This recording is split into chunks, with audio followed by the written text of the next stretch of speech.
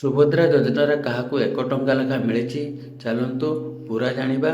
ଜୟ ଜଗନ୍ନାଥ। ମୁଁ ପିକେ ଆପଣମାନଙ୍କୁ ସ୍ୱାଗତ କରୁଛି ପୁଣି ଏକ ନୂଆ ଭିଡ଼ିଓରେ। ସେଥିପାଇଁ ଭିଡ଼ିଓଟିକୁ ଲାଷ୍ଟ ପର୍ଯ୍ୟନ୍ତ ନିହାତି ଦେଖନ୍ତୁ।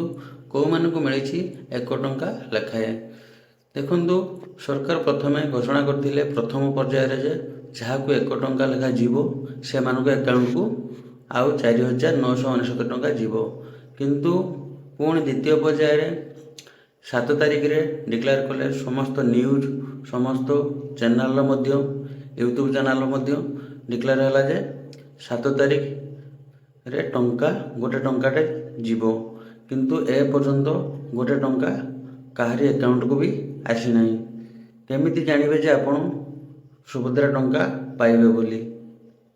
ପ୍ରଥମତଃ ମୁଁ ଆପଣମାନଙ୍କୁ କହିଦେବି, ସମସ୍ତ ମା' ଭଉଣୀମାନଙ୍କୁ ମୁଁ କହୁଛି, ପ୍ରଥମେ ଆପଣ ଆମର ଯେଉଁ ସୁଭଦ୍ରା ଯୋଜନାର ହେଲ୍ପଲାଇନ୍ ନମ୍ବର ଅଛି 14678, ସେଇ ନମ୍ବରକୁ ଆପଣ ପ୍ରଥମେ କଲ୍ କରନ୍ତୁ।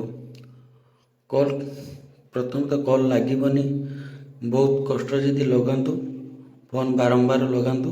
ଲଗାଇଲା ପରେ ଆପଣଙ୍କର ଯେଉଁ ସୁଭଦ୍ରା ଷ୍ଟାଟସ୍ ଅଛି, ଷ୍ଟାଟସ୍ ଚେକିଂ କରନ୍ତୁ। ଆପଣଙ୍କର ଯେଉଁ SU ନମ୍ବର ହେଇକି ଅଛି, SU ତାପରେ ସଂଖ୍ୟା ନମ୍ବର ଅଛି, ତାକୁ ଆଗ ପ୍ରଥମେ ଷ୍ଟାଟସ୍ ଚେକିଂ କରନ୍ତୁ।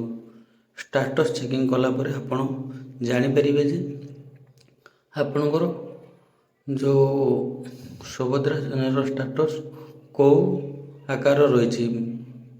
ପ୍ରଥମେ ତ ଆପଣଙ୍କର EKYC ମୋଡ଼ ରହିଛି ନା ଫିଲ୍ଡ ଭେରିଫିକେସନ୍ର ରହିଛି ନା ଭେରିଫିକେସନ୍ ପେଣ୍ଡିଂରେ ରହିଛି। ଆପଣ ସେଇଟା ପ୍ରଥମେ ଜାଣନ୍ତୁ, ତାପରେ ଆପଣ ବ୍ୟାଙ୍କ କିମ୍ବା ଜନସେବା କେନ୍ଦ୍ରକୁ ଯାଆନ୍ତୁ। ନହେଲେ ଅଯଥା ଆପଣ ସମୟ ନଷ୍ଟ କରନ୍ତୁ ନାହିଁ। କୌଣସି ଜନସେବା କେନ୍ଦ୍ର କିମ୍ବା କୌଣସି ବ୍ୟାଙ୍କକୁ ଯାଆନ୍ତୁ ନାହିଁ। ଯଦି ଆପଣଙ୍କର ଭେରିଫିକେସନ୍ ପେଣ୍ଡିଂରେ ଅଛି, ଆପଣ କୌଣସି ଯିବା ଦରକାର ନାହିଁ। ଆପଣଙ୍କର ସବୁ ଠିକ୍ ଅଛି।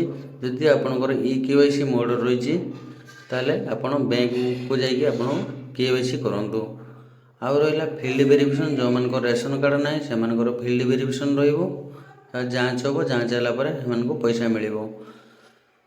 ତାପରେ ଦ୍ୱିତୀୟ କଥା ହେଲା, ଯେଉଁ 1 ଟଙ୍କା ଲେଖା ଆସିବ, 1 ଟଙ୍କା କାହାରି ବି ଆସିବ, ସେ ସରକାର ଛାଡ଼ି ନାହାନ୍ତି ଏପର୍ଯ୍ୟନ୍ତ 1 ଟଙ୍କା କାହାରି ଆକାଉଣ୍ଟକୁ ଆସିନାହିଁ। ସେଥିପାଇଁ ଆପଣ ଛାନିଆ ହୁଅନ୍ତୁନି। ଯଦି 1 ଟଙ୍କା ଆସିବାର ଅଛି ଆଜି ଆସିବ, ନହେଲେ କାଲି ଆପଣମାନଙ୍କ ଆକାଉଣ୍ଟକୁ 5,000 ଟଙ୍କା ଡାଇରେକ୍ଟ ଆସିବ। ଜୟ ଜଗନ୍ନାଥ, ଜୟ ଓଡ଼ିଶା।